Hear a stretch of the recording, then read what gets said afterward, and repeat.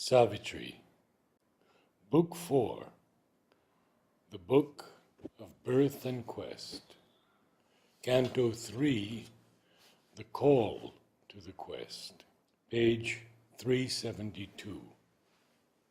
The voice withdrew into its hidden skies,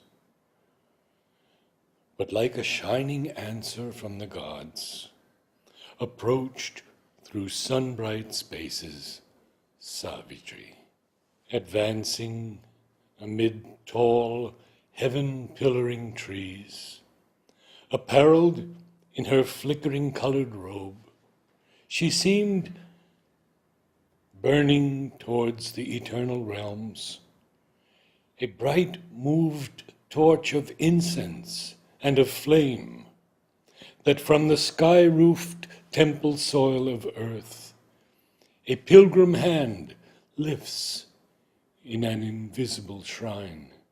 There came the gift of a revealing hour.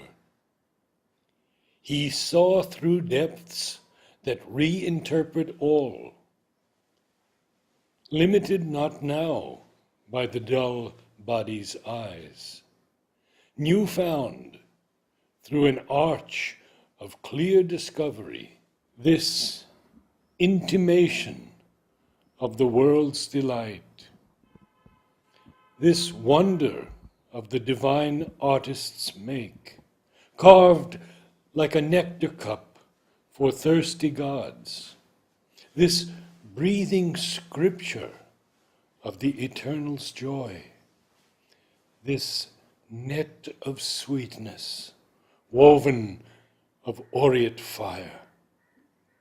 Transformed, the delicate image face became a deeper nature's self-revealing sign, a gold leaf palimpsest of sacred births, a grave world symbol chiseled out of life.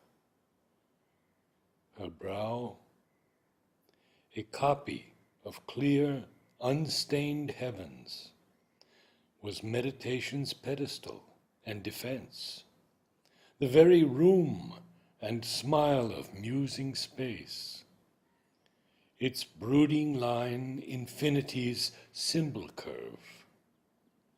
Amid her tresses, cloudy multitude, her long eyes shadowed as by wings of night, under that moon-gold forehead's dreaming breath were seas of love and thought that held the world. Marveling at life and earth, they saw truths far. A deathless meaning filled her mortal limbs. As in a golden vase's poignant line, they seemed to carry the rhythmic sob of bliss, of earth's mute adoration towards heaven, released in beauty's cry of living form towards the perfection of eternal things. Transparent grown, the ephemeral living dress bared the expressive deity to his view, escaped from surface sight and mortal sense. The seizing harmony of its shapes became the strange, significant icon of a power renewing its inscrutable descent into a human figure of its works that stood out in life's bold, abrupt relief on the soil of the evolving universe, a Godhead sculpted on a wall of thought, mirrored in the flowing hours and dimly shrined in matter, as in a cathedral cave. Annulled were the transient values of the mind. The body's sense renounced its earthly look. Immortal met immortal in their gaze. awaked from the close spell of daily use that hides soul truth with the outward form's disguise. He saw through the familiar cherished limbs the great and unknown spirit born his child. An impromptu from the deeper sight within, thoughts rose in him that knew not their own scope. Then to those large and brooding depths, whence love regarded him across the straits of mind, he spoke in sentences from the unseen heights.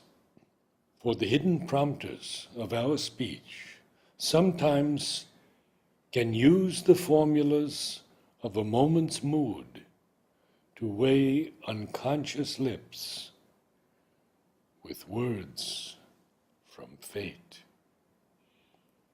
A casual passing phrase can change our life. O spirit traveler of eternity, who camest from the immortal spaces here, armed for the splendid hazard of thy life, to set thy conquering foot on chance and time, the moon shut in her halo dreams like thee. A mighty presence still defends thy frame. Perhaps the heavens guard thee for some great soul. Thy fate, thy work are kept somewhere afar. Thy spirit came not down a star alone. O living inscription of the beauty of love, missiled in aureate virginity, what message of heavenly strength and bliss in thee is written with the Eternal's sun-white script? One shall discover, and greaten with it his life, to whom thou loosenest thy heart's jeweled strings. O rubies of silence, lips from which there stole low laughter, music of tranquility, star-lustrous eyes awake in sweet large night, and limbs like fine-linked poems made of gold, stanza'd to glimmering curves by artists' gods. Depart, where love and destiny call your charm. Venture through the deep world to find thy mate, for somewhere on the longing breast of earth, thy unknown lover waits for thee, the unknown. Thy soul has strength and needs no other guide than one who burns within thy bosom's powers.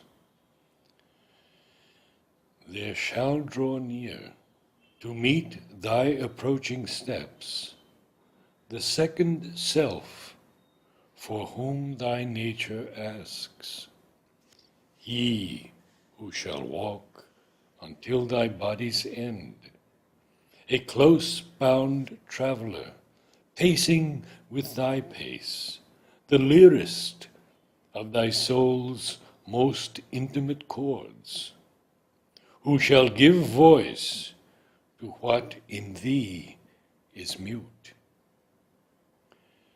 Then shall you grow like vibrant kindred harps, one in the beats of difference and delight, responsive in divine and equal strains, discovering new notes of the eternal theme. One force shall be your mover and your guide. One light shall be around you and within. Hand in strong hand, confront heaven's question, life. Challenge the ordeal of the immense disguise. Ascend from nature to divinity's heights.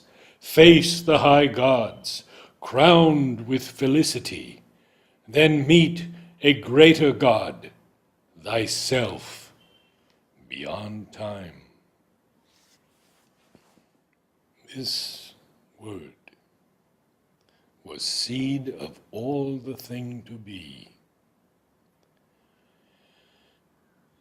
A hand from some greatness opened her heart's locked doors and showed the work for which her strength was born.